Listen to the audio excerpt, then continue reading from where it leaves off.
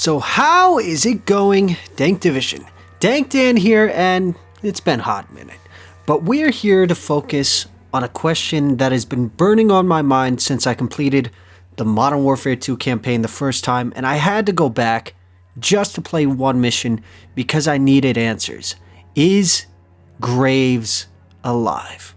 Now, from the moment we see this man to the moment he, spoiler alert, decides to be the jackass that we all love to hate and hate to love, and quite frankly creates one of the most hilarious faces that instantly turns into a meme, talking about how your men have been detained. But ever since the fight in the campaign, we have all been questioning it. Is he alive? So let's play around with the whole idea of how could he have survived this explosion. So, let's dive into it, shall we? So we find ourselves on the second to last mission in the campaign, Ghost Team, which finds 141 as well as Mexican Special Forces teaming up to form a ghost team that is meant to take down pretty much Graves and reclaim Alejandro's base. Now, keep this in mind. Do not worry about considering how much time goes from when you guys enter the base and start pretty much opening fire all the way until you breach the facility. Because here's the problem. That amount of time depends on you. You could try to speed run through it and try to avoid the enemies at all costs, or you could take it slow and methodical and take, 2 hours or 2 years. All depends on you. What we're more caring about is what happens after that, which, let's speed this up because we want to care more about what happens in regards to the tank. Now, once you breach that building, you end up seeing Graves running away, and immediately you go after him. Again, the time frame from when you see him after you breach to when you fight in the tank all depends on you. Now, here's something to keep in mind.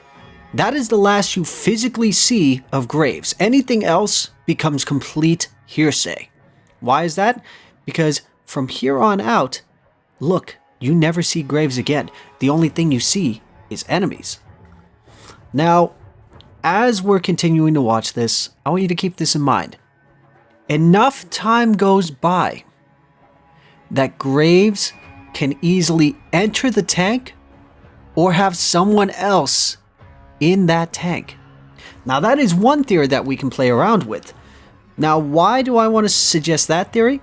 Why don't you go back to that mission, play it again, turn off the music, strictly listen to the sound effects of the explosion versus him talking. And the second you blow up the C4, I want you to watch. Every time that I'm hitting him with the C4, not a sound out of him. Now, some of that might deter you and go, okay, it's just a video game. Of course, he's not exactly going to grunt, or maybe he's just well trained to handle that kind of pressure.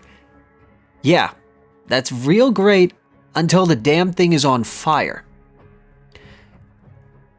At that point, he should at the very least be coughing, and you never hear that from him. Instead, you hear him keep talking, as if nothing has changed.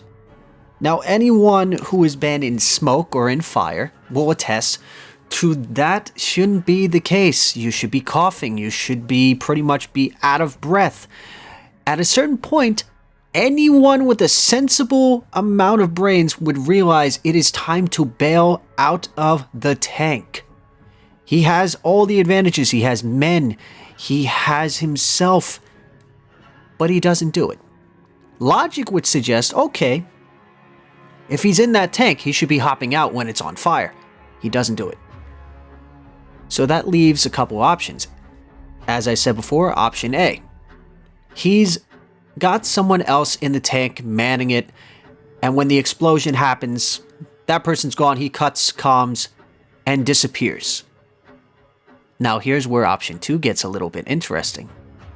Have you ever considered if a tank can be remote controlled? Well, guess what? It can. Because there have been tests done by, well, China, and they've been testing on old tanks and have been able to pretty much do the equivalent of a giant version of an RCXD that allows them to control the tank, including firing as well as maneuvering around. Now, while we can't exactly attest to this because, let's face it, we're going up against an AI, not a real person. Therefore, we can't exactly tell. So that puts us in a spot of just questioning it of, well, is that the case? Or is that not the case? Another thing to consider in regards to whether or not Graves is alive is this. No body was recovered. Now granted, yeah, you see a giant explosion. You see a tank that is pretty much a giant wreck. And we never get a chance to confirm his death. So, what do we do from there? Well, if any other Call of Duty or just about every piece of entertainment has taught me anything, you never confirm someone is dead as long as you don't have the body. You want a good reference? Kravchenko, Black Ops 1. We see what appears to be his personal vehicle blow up. He's still alive. Then we see Mason hallucinate him dying. Guess what? He's still alive. Then we, of course, have Modern Warfare 3, where Yuri gets pretty much impaled, and we assume he's dead. Congratulations. Not dead. Then, of course, you have Rourke at the end of Call of Duty Ghosts. We assume that he's dead. Congratulations, plot twist, he's still alive. Call of Duty has a knack for faking people's deaths and tricking us at every turn. So with that being said, I want to hear in the comment section down below, what is your theory on Graves? Do you think he's actually dead? Do you think they pretty much wasted a halfway decent villain that had some potential to him and became a successful internet meme? Or do you think, just like I do, that it's almost too easy? That it feels like his death just doesn't feel real. It feels almost faked. It feels almost as if he tricked us and he's still very much alive. It could go either way. We don't know.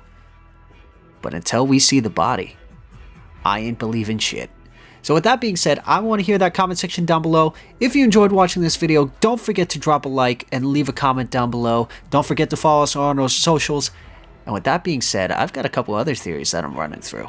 I'd love to hear which one you think I'm going in, because believe me, my personal favorite involves who the main villain is for the next part of this game. So with that being said, you guys have a wonderful day, night, whatever you're doing, do it wholeheartedly. And of course, as always, this is Dank Dan, signing off. Get them to click that subscribe button, Dank. It's the only way we can figure out the numbers. What do the numbers mean, Dank? We're wasting valuable time.